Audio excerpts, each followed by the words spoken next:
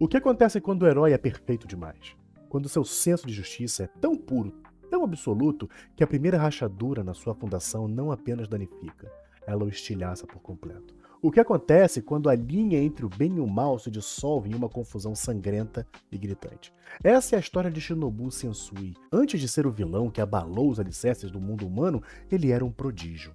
O maior detetive espiritual que o mundo espiritual já conheceu. Um menino nascido com um poder imenso, que dedicou cada momento da sua vida a uma única e nobre causa: proteger a humanidade dos demônios. Ele era a personificação da justiça, uma arma afiada a serviço do bem. Mas é aqui que a tragédia começa, pois a sua maior força, a sua moralidade inabalável, se tornaria a mesma coisa que o destruiria por completo. Vamos analisar toda a sua tragédia depois da vinheta, vamos lá.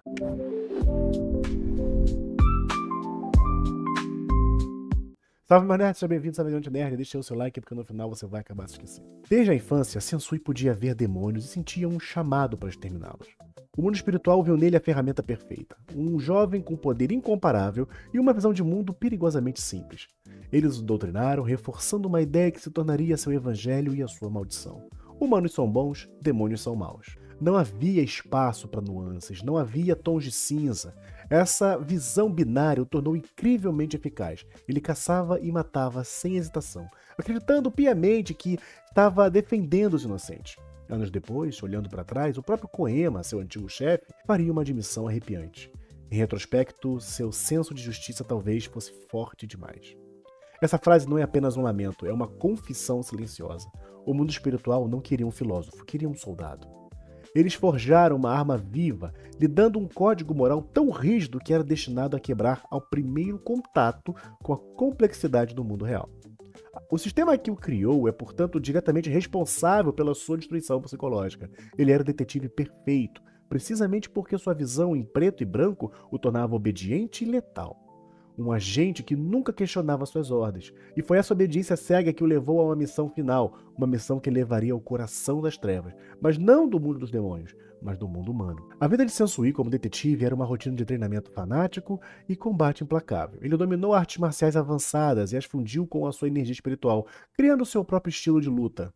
Cada demônio que ele derrotava reforçava sua crença. Como ele mesmo confessaria em seus momentos finais, ele nunca questionou os binários simples que lhes foram ensinados. Ele cresceu odiando os demônios, nunca lhes dando chance de falar, porque lhes foi dito que eles eram injustos e diferentes.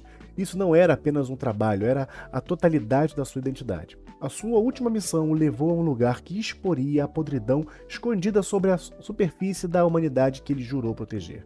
O covil do Black Club. Uma sociedade secreta composta pelos humanos mais ricos e depravados do mundo que encontravam entretenimento em atos de crueldade indescritível. Liderados pelo niilista Sakio, eles capturavam demônios não para estudos ou defesa, mas para esportes e prazer sádico. Quando Sensui invadiu o santuário do clube, ele não encontrou uma batalha. Ele encontrou uma festa, um banquete dos vícios humanos. O horror que ele testemunhou ali não foi a violência em si. Ele era um guerreiro e familiarizado com a morte. O horror foi o porquê. Ele viu humanos, as criaturas que ele considerava inerentemente boas, torturando, mutilando e se banhando no sangue de demônios por nada mais do que puro prazer doentio. Nesse instante, seu mundo se inverteu. A base da sua existência, a ideia de que os humanos eram vítimas virtuosas, desmoronou. O que ele viu foi a prova de uma verdade insuportável. A humanidade era capaz de uma maldade hipócrita e hedonista que superava de qualquer demônio que ele já havia enfrentado. A sua nova filosofia, nascida daquele momento de horror, era de que os demônios e sua maldade eram pelo menos honestos. Eles não fingiam ser algo que não eram. Os humanos, por outro lado, escondiam a sua depravação por trás de uma fachada de civilização e virtude. E essa hipocrisia, para Sensui, era o pecado supremo. Se as pessoas que ele protegia eram os verdadeiros monstros, então cada demônio que ele havia matado, cada vida que ele havia tirado em nome da justiça, poderia ter sido um erro. A sua vida inteira de serviço se transformou em sua mente em uma vida de pecado. Com a sua alma em frangalho, Sensui fez a única coisa que podia para apagar a verdade insuportável que havia testemunhado. Ele massacrou todos os humanos presentes na sala. Foi seu primeiro grande pecado contra seu antigo código e o ato que selou seu destino. Em seguida, ele roubou a fita, o capítulo negro, dos arquivos do mundo espiritual. É um registro de milhares de horas das piores atrocidades da humanidade. Um documento que confirmaria sua nova e terrível visão de mundo. O herói estava morto, e das suas cinzas algo novo e fragmentado estava prestes a nascer. O trauma do Banquete dos Vícios foi um golpe que a personalidade original e pura de Sensui não conseguiu suportar. A contradição era grande demais, a dor era insuportável, e assim como um mecanismo de defesa desesperado, sua mente se partiu. Para ele se proteger da aniquilação psicológica, ele criou múltiplas personalidades, cada uma projetada para compartimentalizar uma parte do trauma e das novas crenças conflitantes. Esse fenômeno, conhecido como transtorno dissociativo de identidade, foi a única maneira da sua psique sobreviver. As 7 personalidades de Sensui não eram aleatórias, elas formavam um sistema complexo, um mapa com uma alma fraturada, onde cada fragmento tinha um propósito. No centro de todas elas está Shinobu, o núcleo, a alma pura e idealista. Ele representa o verdadeiro Sensui, aquele que acredita na justiça e na bondade, mas que agora vive protegido da feiura do mundo e do peso da sua missão. É ele quem detém o maior poder, mas também quem carrega a maior fragilidade emocional. Para lidar com o mundo exterior, surge Minoru, o orador e estrategista. Essa personalidade é o rosto público de Sensui, carismático, articulado, manipulador. Minoru foi criado para dar voz à nova filosofia, para persuadir seguidores e enfrentar debates intelectuais com calma e precisão. No extremo oposto, aparece Kazuya, o assassino brutamonte. Ele é a personificação da violência e da crueldade, aquele que executa os atos sangrentos que as outras personalidades não suportariam cometer. Sua função é carregar a culpa e o trauma do assassinato, permitindo que Shinobu permaneça puro diante da sujeira moral das próprias ações. Há também Naru, uma personalidade feminina, que é empata, a conhecida como chorona. Sensível e infantil, Naru funciona como uma válvula de escape emocional. É através dela que Sensui expressa toda a sua tristeza, a vulnerabilidade e o sofrimento que suas personalidades mais racionais e agressivas reprimem. Curiosamente, Naru só se manifesta na presença de Tsuki, o parceiro que compreende e acolhe sua verdadeira dor. Por fim, existem as personalidades conhecidas como especialistas, Joji, Makoto e Hitoshi, carregadas de tarefas práticas e cotidianas como o manuseio de armas, a limpeza e o cuidado com os animais. Elas representam o nível mais funcional desse sistema, responsáveis por manter a rotina e proteger o núcleo de qualquer desgaste adicional. Juntas, essas personalidades formam um delicado mosaico psíquico, um mecanismo de defesa criado por Shinobu Sensui para suportar um mundo que ele já não conseguia encarar com apenas uma alma. Com sua mente agora dividida, o conflito interno de Sensui se projetou para o mundo exterior. Seu plano de abrir um túnel para o mundo dos demônios e permitir que demônios de classe S invadissem a Terra não era apenas um ato de vingança, era uma manifestação física do seu desejo de destruir a falsa barreira entre bem e mal. Sua mente estava violentamente dividida por uma barreira interna entre o seu eu puro, Shinobu, e as verdades horríveis que ele foi forçado a aceitar, que eram gerenciadas por personalidades como Kazuya. Seu objetivo externo era destruir a barreira Kekai, uma divisão física entre o mundo humano e o mundo dos demônios. Portanto, toda a sua cruzada era uma proteção de seu estado psicológico interno. Ele estava tentando destruir a mentira do mundo, a barreira, porque não conseguia mais viver com sua própria divisão interna. Ao forçar os dois mundos a se confrontarem, ele estava buscando uma resolução externa para sua guerra interior. A batalha final entre Shinobu Sensui e Yusuke Urameshi foi muito mais do que uma luta física, foi um confronto ideológico. Yusuke, que é o delinquente que encontrou a sua moralidade nos tons de cinza da vida, contra Sensui, o modelo de virtude cuja moralidade em preto e branco o destruiu. Sensui era um espelho sombrio do que Yusuke poderia se tornar, um aviso do que acontece quando o poder e o propósito se transformam em um absolutismo cego. No combate, a superioridade de Sensui era evidente.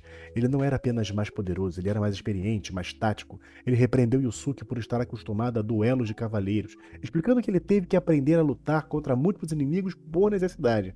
Em termos de qualidade e quantidade, Sensui superava seu sucessor em todos os sentidos. Mas por trás da fúria da filosofia, Sensui guardava 2 segredos que redefiniriam toda a sua cruzada. O primeiro, ele estava morrendo de uma doença terminal incurável. Essa revelação lança uma nova luz sobre suas ações. Ele não estava lutando por um futuro que viria, ele estava lutando com a liberdade desesperada de um homem que não tinha mais nada a perder. O segundo e mais profundo segredo era seu verdadeiro objetivo. A destruição da humanidade nunca foi o fim, mas sim o meio. Seu desejo final, o verdadeiro propósito de abrir o túnel, era ir para o mundo dos demônios e ser morto por um demônio poderoso. Por que esse desejo de morte? Era sua última e distorcida forma de penitência. O maior pecado de Sensui, em sua nova visão de mundo, foi o massacre ignorante de incontáveis demônios sobre uma falsa bandeira de justiça. Ele não podia desfazer essas mortes. A única maneira que ele encontrou para se redimir era se colocar à disposição de suas vítimas. Ele queria ver o mundo através dos olhos deles. ser um estranho em uma terra estranha. Ao morrer pelas mãos de um demônio no mundo deles, ele buscaria uma forma de empatia e justiça através de um destino compartilhado. Sua missão suicida não era apenas sobre morrer, mas sobre tentar entender aqueles que ele havia destruído, tornando-se um deles no fim das contas. E após ser derrotado por um Yusuke possuído por um ser ancestral demoníaco, Raizen, Sensui não encontrou desespero, mas sim a paz. Naquele momento final, ele viu em Yusuke a resposta para o enigma que o destruiu. Yusuke não era apenas um humano ou demônio, ele era ambos. Uma síntese, um ser que havia dissolvido as barreiras entre os mundos que Sensui via como irreconciliáveis. As últimas palavras de Sensui para Yusuke foram uma confissão e uma libertação. Você é a justiça que eu nunca consegui encontrar. A própria existência de Yusuke provou que o binário que destruiu Sensui era uma mentira. O mundo não era preto e branco. E nessa revelação, Sensui foi finalmente libertado de seu conflito interno. Ele morreu com a consciência limpa, encontrando a redenção não em sua própria luta, mas na existência do seu inimigo. Mas a história de Sensui não termina com sua morte. Ela termina com um último ato de amor e desafio.